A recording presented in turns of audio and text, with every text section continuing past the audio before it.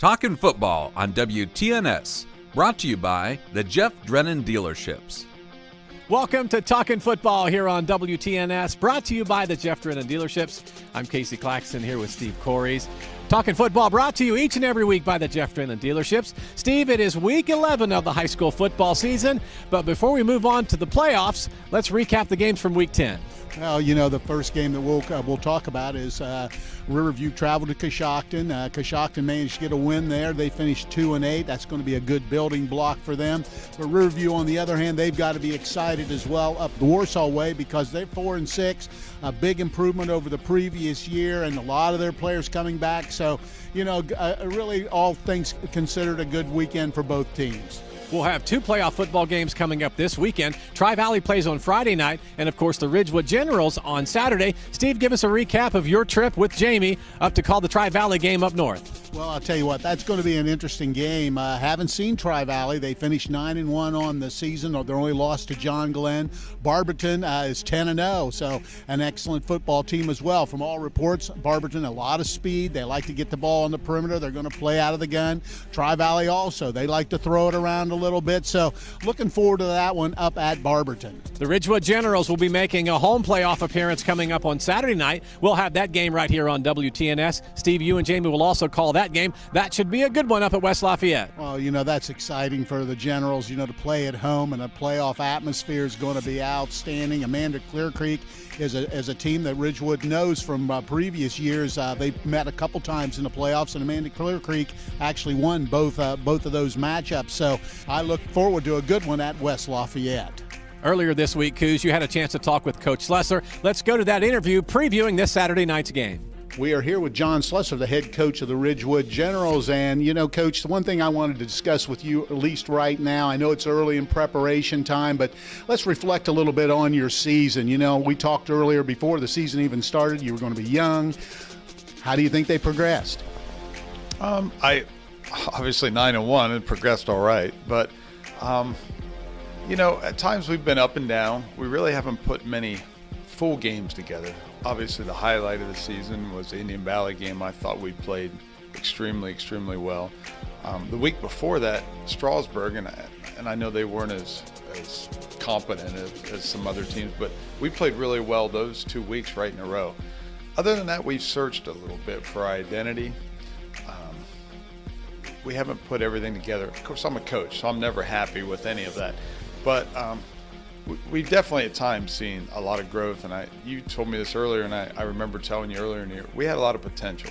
And I still think we haven't reached our full potential yet. Maybe the closest was the Indian Valley night. Well, you know, the other thing, you know, you started a freshman at quarterback, that, you know, really almost unheard of in high school football anywhere. You know, I know he had a lot of ability coming in, and I think that probably went as good or better than even you expected. Yeah, listen, obviously we wouldn't have played him if we didn't think he was capable of doing it. And we knew he was a good player. He's probably exceeded my expectations in everything he's done.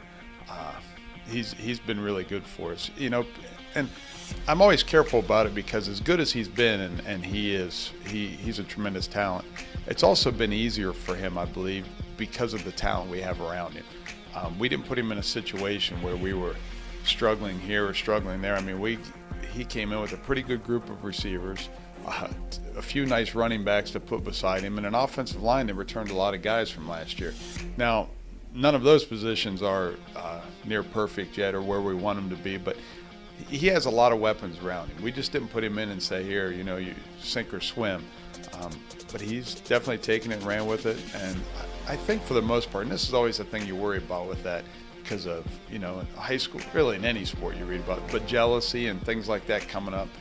Our kids have really accepted him well, and he's an easy kid to accept because he doesn't have much of an ego, but our kids have really done a good job, especially our juniors and sophomores have taken Gabe under their wing and accepting him as a player.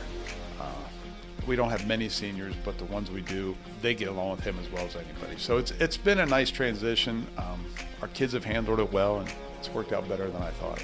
Now the best part of this is a Saturday night home game. You know, there's the excitement of opening of the playoffs is great anyway, but you get to play this one at home, and that's got to be exciting. I mean, that's always our goal.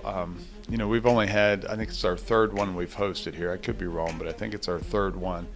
And the other two have been so great. So you really look forward to it. Probably the toughest opponent we've drawn in those three. You know, Amanda that was our first playoff opponent Ridgewood ever got, was Amanda. And we got them two of our first three, and they beat us both times. And they're still pretty good, and it's still going to be we're going to have our hands full, but it's a lot better playing here and with the atmosphere and with the excitement. And I tell everybody this, every once in a while we play a little bit better than we should here. And so we're excited and looking forward to it, and I know our kids are. Okay, now I guess my last question is going to be, I know it's early in the week as we do this program. Amanda, Clear Creek, obviously it's somebody you do have some ancient history with. Anything that you've seen in the film early on that concerns you? Yeah, just about everything. Just about everything. Listen, they're good. They're really good defensively. They run to the ball. Their back end tackles extremely well. Up front, they get up the field. Offensively, they give about 75 different looks. So, you know, they're going to try to out-formation us. Their quarterback seems to be the focal point of what they're trying to do right now. They've got some skilled kids. Yeah. You've been around me for a while. Everything they do concerns me.